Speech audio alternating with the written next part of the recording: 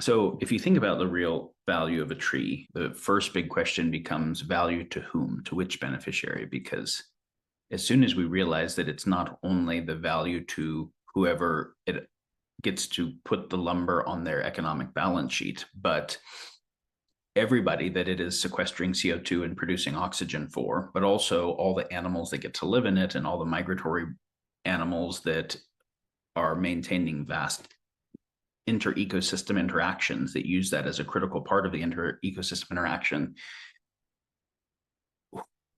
The value of it, you have to say to whom first, and you find that there are so many beneficiaries and so many value types that are all non-fungible. And when you realize that the tree, if I cut down all the trees in an area, so now I get way worse floods, right? Because they're not stabilizing the topsoil. That also washes all the topsoil away. I also get way worse droughts. I also get increased extreme weather events in the area independent of climate change. So now this means all the people in the area end up moving from extreme weather events. Now I get resource conflicts. Now I get wars. Now I have to invest more in military industrial complex. Do trees prevent wars? Totally. Do trees prevent mass poverty and famine? Totally. Do trees house the bats that keep the mosquitoes down that prevent the malaria overgrowth? And do they also stabilize the topsoil that keeps the water clean for the fish that keep the mosquitoes down? Totally. Do the trees stabilize the topsoil in a way that not only keeps the river healthy, but where the river dumps into the ocean, where you fuck all the trees in an area and the coastal ecosystem dies as a result downriver?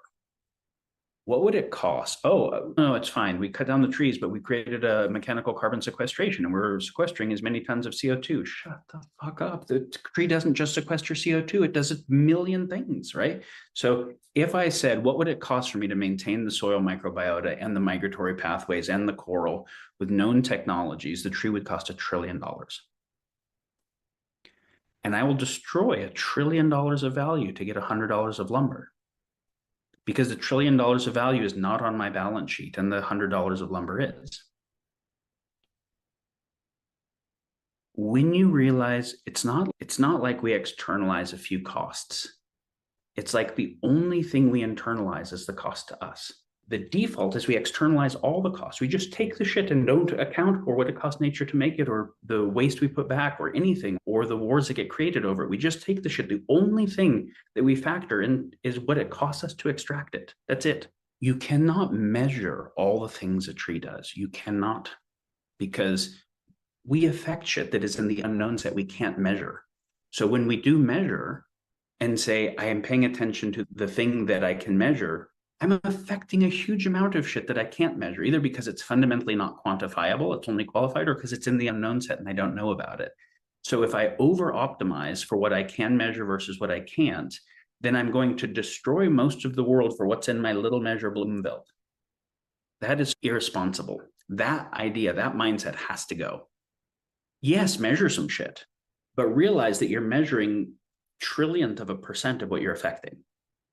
When the Old Testament says in the top 10 things not to do up there with murder and rape is not have false idols, the measurement of reality and the modeling of reality is what it's talking about. The false idol is our model of reality where we optimize for that rather than reality, where rather than be in direct sensory connection to reality, we look at reality through our model.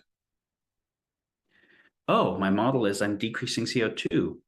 Look, there's no forest here. There's a stupid type of genetically engineered grass that sequesters a bunch of CO2 and killed everything that was here. You just shut the fuck up about the model that's being optimized. If you looked, if you felt it, you would know that thing was wrong, right? And this is when Krishnamurti talks about we have to have immediate, non-mediated relationship to reality, not mediated through measures or symbols or models, like actually sense it. I studied math. I studied sciences. I like math and sciences. But in math, Gödel's theorem and then Tarski's theorem and all the unknowability theorems, halting problems, etc., show us that if I have a set of logical truths that are consistent, they will never be complete. The whole set of measures I could ever have, the whole set of laws I could ever have, will be infinitely far away from the set that matters. So I want to take it as useful, but also infinitely wrong. So the thing that is sacred is unknowable, but I have to continue to sense into it and not live inside the model. idol worship is that thing, right? That's what it is. It's why when Lao Tzu could write anything, the first thing he wrote is everything else in this book is not it, right? The first line, the Tao that is knowable is not the eternal Tao.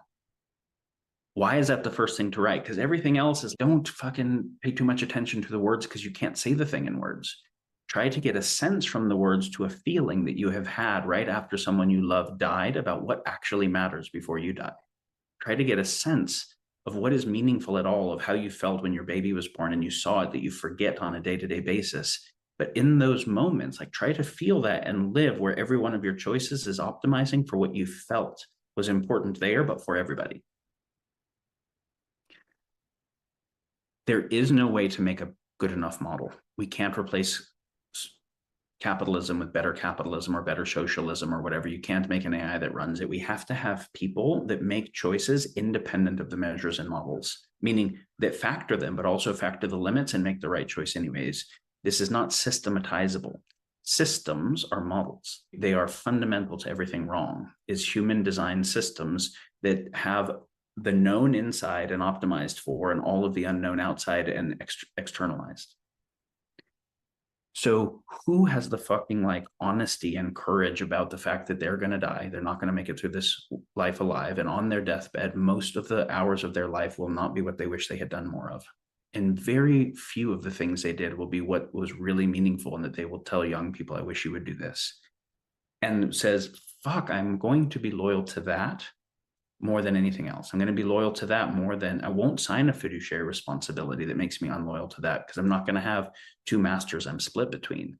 Now, if I'm going to steward capital, I have to steward it in a way where on my deathbed, I say, all of that was the best use of my life energy and the service of the life that continues after me I could have done. And there is no way to systematize it. It just takes earnest wrestling with it moment by moment.